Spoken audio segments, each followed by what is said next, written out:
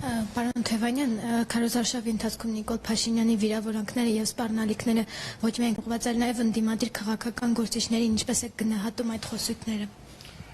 Երբ որ մարդը վախեցած է, սկսում է բարձր գոռալ։ Նիկոլ Փաշինյանը վախեցած է եւ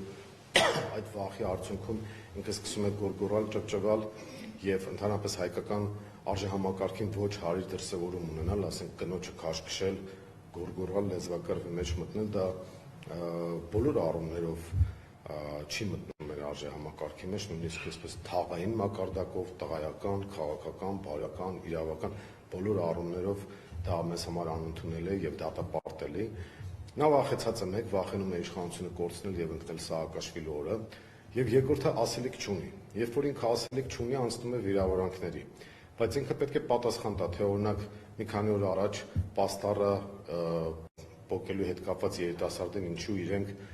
ինքնասպանության տարան եւ բերեցին այդպիսի վիճակի։ Երկրորդը պետք է պատասխան տան, թե ինչու դավաճանաբար հանձնեցին Արցախը։ Պետք է պատասխան տան, թե ինչու են հիմա պատրաստվում հանձնել Հայաստանի տարածքները։ Պետք է պատասխան տան, թե ինչու ժամանակին իրենց վարած քաղաքականության արդյունքում բերեցին պատերազմ ու պարտություն։ Պետք է պատասխան տան, թե ինչու են դրսի ուժերի դրդմամբ փչացնում հայ-ռուսական հարաբերությունները եւ Հայաստանի տնտեսությանը հսկական վնաս պատրաստվում տալ, որովհետեւ մեր ապրանքաշրջանառության ավելի քան 30%-ը Ռուսաստանի հետ է, անցած տարվա տվյալներով 7 միլիարդից ավել է շրջանառությունը դոլարի մասին է խոսքը, եւ հիմա եթե մենք գնում ենք հարաբերությունների վատացման, ուզում հասկանամ ում է դա ձեռնտու։ Դա ակնհայտորեն ձեռնտու է Հայաստանի ճշնամիներին։